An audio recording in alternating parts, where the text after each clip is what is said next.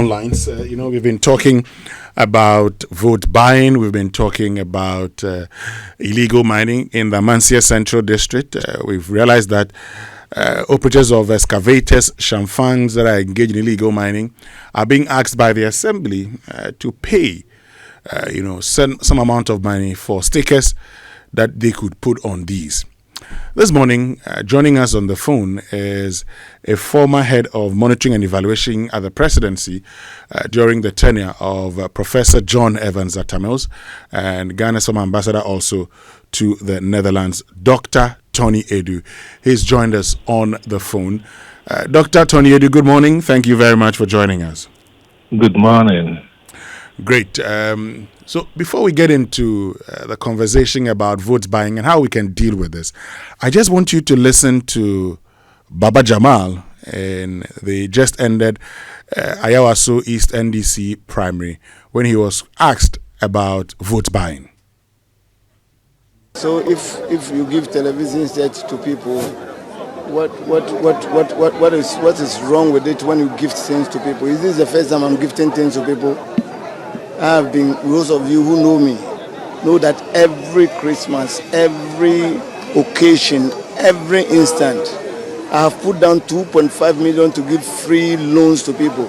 So if today you are giving, people are coming to vote and you are giving them something, it's not buying food. I speak. If you have listened to me carefully, I say, look, if somebody gives you gift, you can take it. But allowing that gift to influence your vote is what is wrong.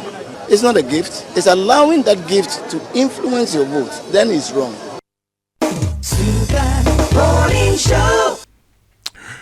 Great. We've also been joined by Mary Ada, who is the Executive Director of the Ghana Integrity Initiative. She will tell us a bit about the Corruption Perception Index. But so good morning, Mary. Thank you very much for joining us. Okay, so Mary is not joined yet. She'll join shortly. Dr. Tony Edu, there we have it again. Allegations of vote buying. And here Baba Jamal says, what is wrong in gifting people things? The real problem is if that influences them. But so far as he's concerned, this is not the first time he's giving things out. So he's done nothing wrong. You agree with him? I don't. Why? But then you have to look at the whole scenario of a society that is undergoing moral degeneration. The sad thing about it is that the sinners don't even know or accept that they are sinning. That is the crux of the matter. We are so individualistic and materialistic that we are a society that has no values beyond the individual's wish and wants.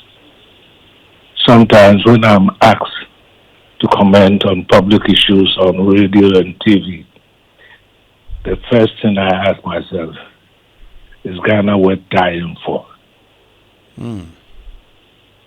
And I quibble with it because I agonize about the moral degeneration of this country. The voter has expectations, material expectations. The politicians have material expectations. And this is the quagmire that we are in. Okay. But Dr. Tony Edu, there's been several attempts in dealing with this. Your party, the NDC, in 2015 said all card-bearing members of the NDC should vote. Yeah. Unfortunately, your party reversed that decision post-2016. There was infiltration. Good. There are also those who say that in 2015 they had to spend more in their constituencies because they had to pay more people. How do we deal with this vote buying and vote selling? Because once there's vote buying, means there are people willing to sell their vote. How do we deal with that? In your introduction just now, you mentioned two problems that we are facing. This monetization of politics and the Galamsey situation. They spell out the moral decadence of this country. And it doesn't require only a political solution. We need to take a sociological understanding of the circumstances that we are facing in fighting these two cancers. You see, over the years, you build a voter's expectation and do certain things. And then the voter sees that what you can do that's not near to the public interest, but to your own personal interest.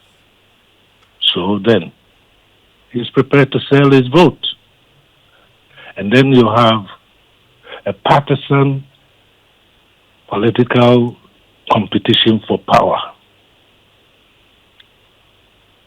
where the politician says, well, if I have to pay to get myself into a position of advantage where I can get more money, I will go and borrow and pay. Where does the voter expect the politician to get the money? And why should the politician go and tell the constituents that I will do this for you when you know you do not have the power or the means to do it for you? That's one. The second thing is that it has grown over the years, that it has taken roots. Some people say, oh, we must nip it in the bud. The thing has already budded. So why are you going to nip it in the bud? You have to uproot it. The expression nip it in the bud is a very wrong expression. The thing has already taken roots. It has flowered. So why are you going to nip it in the bud? We don't even seem to understand what the bud means. Just this morning, I was listening to a debate on TV3. And one of the panelists says that things that happen within the political party, especially elections, are private. And this guy is supposed to be a lawyer. And he doesn't know that a political party is a public body. A public body is one whose actions and activities have consequences which are justiciable in a court of law. That's how judicial review defines a public body. So what happens within the political party has consequences for the general public. In fact, it's not only the Constitution that defines and gives a place to the political party, but in reality, the political party is an influential public body. So what happens within the political party is justiciable in court. Okay. But our attitude and behavior represents a rotten, morally rotten society. Okay. Morally rotten society. But Dr. Edu, talking about uprooting this, how do we uproot it? Is what we're all asking. Use the law. Hit them on the head. Crucify them. We are tired of this immoral attitude and corruption and so on. It's just agonizing. So you expect the police to arrest these persons? Yes, I think so, because their attitude won't even change. The giver and the taker, both of them. The Zongo chiefs in Ayawaso East, the chiefs in Ayawaso East, I've listened to them, and they are so boring. Oh, why? They've urged NDC not to cancel the elections Why shouldn't the NDC cancel the event? Why should we hide the dirty linen? So if the dirty linen is given stench indoors. Do you support a cancellation of the elections? I think I do. And those involved barred from contesting the elections again? Yes. Not only one election. How about those who barred from holding public office? How about those who took the money and those who can catch them? Should they also vote again? If you can catch them. So they are just 1,000 people. Chuck them out of the party. Then in that case, it means the party must organize new branch elections and all over again. Elections just next month. The party can nominate somebody to go and represent the NDC. Okay. Please hold on. Let me say that we've been joined by the Executive Director of Transparency International Ghana, Mary Ada, and Dr. Nyaho Tamaklo, who's a founding member of the NPP. Dr. Nyaho Tamaklo, good morning. Mary Ada, good morning. Thank you very much for joining us. Good morning, Winston, and thank you for having us. Great. Mary, I'll talk to you more about the CPI, but before we do that, let's look at vote buying. From your perspective, from your view, how do we deal with this? Thank you very much. So I believe the first speaker, Dr. Toniedu, yes. Dr. Toniedu has already made some very significant points on dealing with vote buying. From our perspective, we believe that to be able to deal with this issue, we must show commitment and make sure that punishment, if it is meted out, is very punitive, harsh, and deterrent. So if punishment is not deterrent enough, then people will carry on and continue to do as they have done before. He again makes the point that we have allowed this phenomena to degenerate, which I totally agree with. We have done monitoring of elections and cited instances, made recommendations to various governments and the political parties over time, which have gone unheeded. We have gone to the investigative bodies to also try this with the court. And mostly, when it goes to court, they want the evidence to go beyond reasonable doubt to be able to adjudicate in our favor. And so for me, and for us in the anti-corruption space, one of the very effective mechanisms we can put in place is from the party level. So far as we are saying it's a party process, the party decides who is qualified to stand for election. And so the party can also decide who does not represent them for any election. So it is high time they put in place very stringent measures that facilitate people who become parliamentary candidates of their parties, and also ensure that people are punished at that level, because it's their party, and so they decide what exactly it is. So I totally agree with the Parliamentary caucus when they talk about the issue of annulling this election and ensuring that those who participated in the criminal offenses would not have the opportunity to go further in this process. This is about signaling, and I believe that signaling is very important in this case. When people realize that they will not get away with such behaviors, then certainly they would not engage in them. And for us as citizens, enforcement within the law enforcement becomes very critical. The police and all the other agencies must be up and doing. And then at the end of the day, when these investigations are done and we need to do adjudication, the court processes must also work. and they can only be effective if the evidences that we have picked around, submitted to them, is dealt with.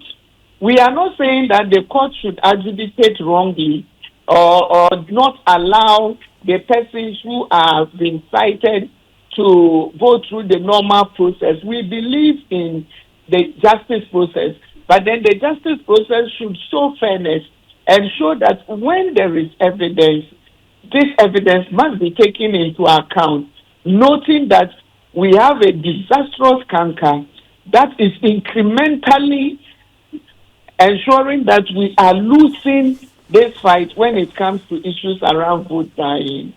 And then finally for me, how do we get this out there? The process of monetization, we should be able to put in place a regime that ensures that political financing is truly regulated, not what we have for now. What we have for now is just taking the boxes, and it's not enough.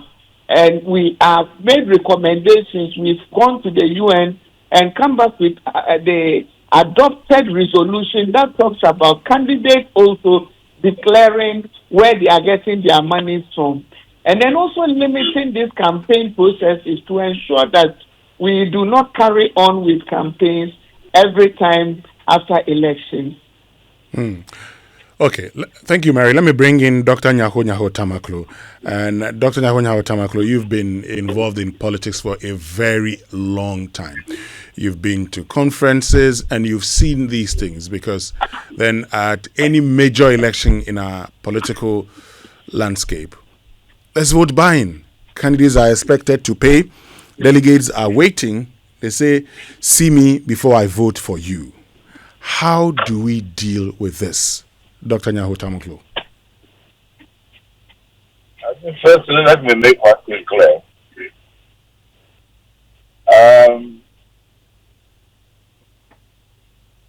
There was not such behavior, if I'll say it. During the time of people like DJ Dakucha, Precise, Dalajepe, K. Joseph Bunsu, and others, I can't remember. These were very genuine people. They are getting into politics, but not about money. They are getting into politics was for them to help the ordinary people. And indeed, this is what compels some of us to point out. Now, what is happening now, I get worried, seriously. And that is why at the moment I have in the Supreme Court a case to be interpreted by the court. Myself, Professor Jepom Boatin, and Dr. Amakunoma.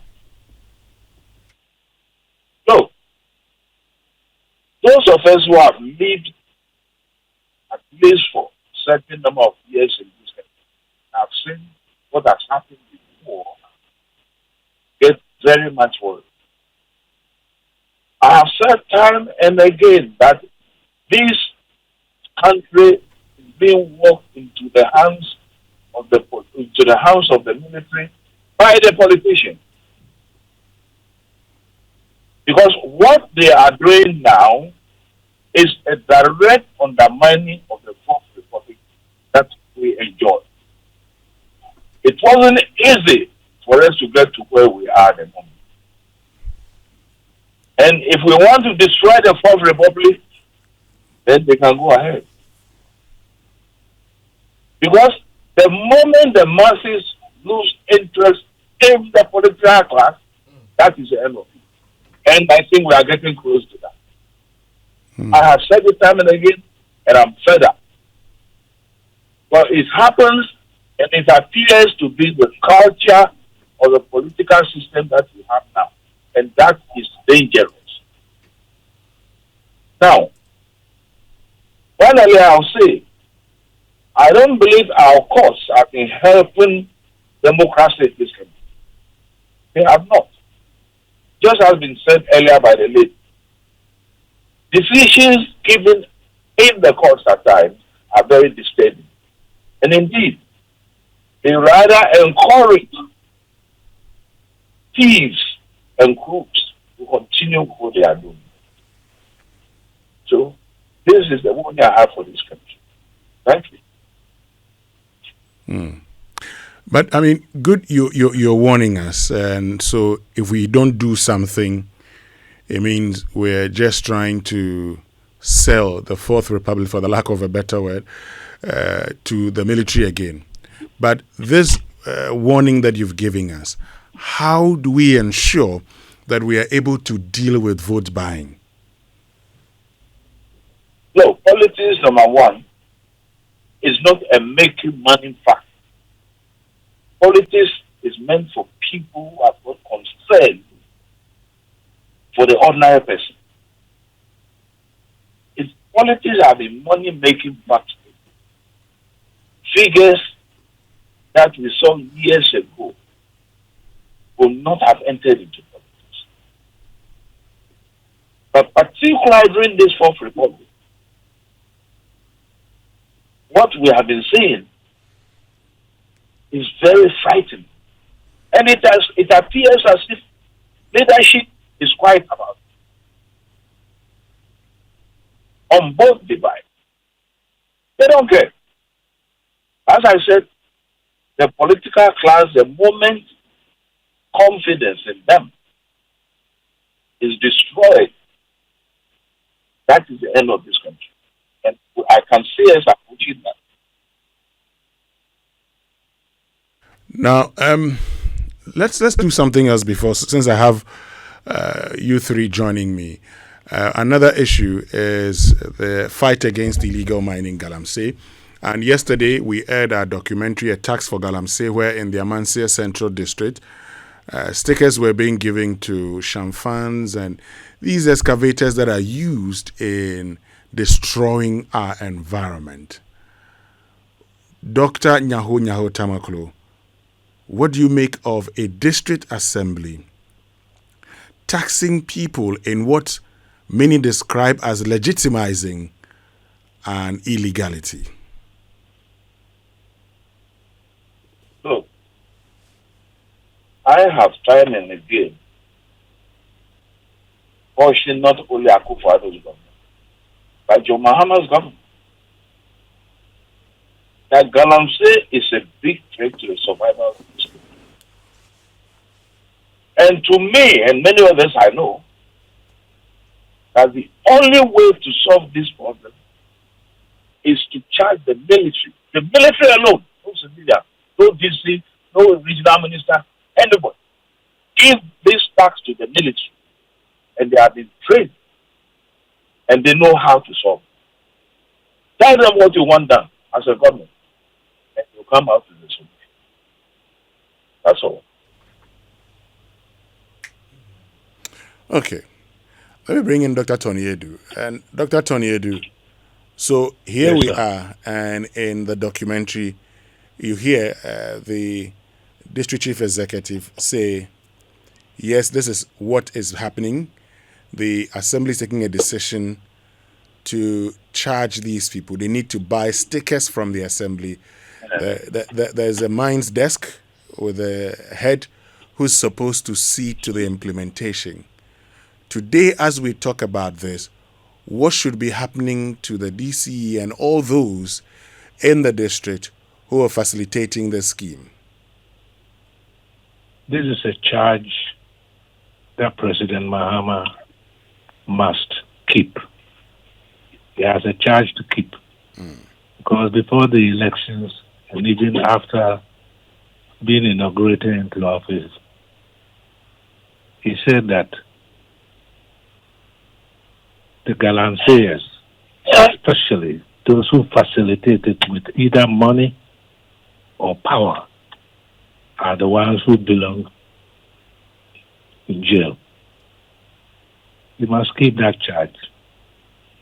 I've already said, and I think on this issue, I share with now the solution of putting the military to work. Don't the military get paid? Why are they sitting in the barracks? Doing what? And when they go to war, do they expect to get extra pay? You are paid to die for the country. We are paid to defend our territorial integrity. And the territorial integrity is under attack now. Put 2 battalions, 1,000 people, 1,000 soldiers armed, supported by platoons. Let's say 20 platoons, 25 each. As soon as you clear the forest, you leave the platoon there. You go to another forest. Within 3 weeks, you clear them off. Why are we pussyfooting? What do you need money to pay the military for? They are sick. They are not paid to sit in the barracks.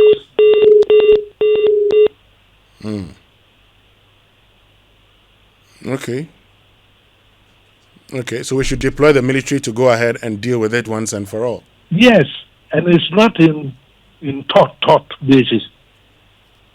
A blitzkrieg, you go through. Within 3 weeks, you've covered Ghana's forest, the major forest. Every clearing, you leave a platoon behind.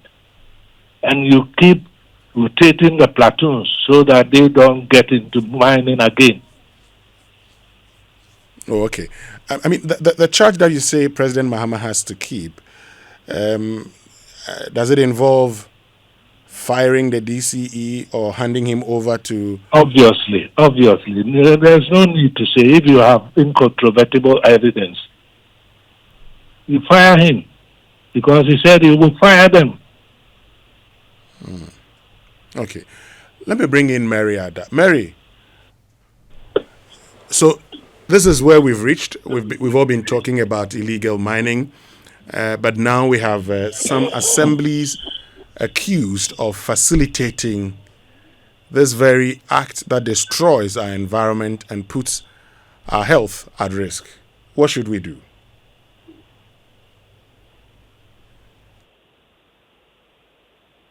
Okay. Well, I think we may have lost Mary, so that'll be all. Thank you very much, Dr. Tony Edu, and You're thank most you welcome. also, Dr. Nyaho Tamaklo, for joining us. Great. Okay, I'm told Mary is back. Mary, let me hear from you on the bit about Galamsey, on a tax for Galamsey. Here you are, a district assembly facilitating an act illegal, destroying our environment. What actions must the state take? So, listen, let me begin by saying my disappointment in this fight was when the civil society met with the president. One of the things we believed was that posting of the president in this instance was very critical. And that was when we were expecting in his early days to see him posture himself without any doubt whatsoever that he intended to prosecute this agenda.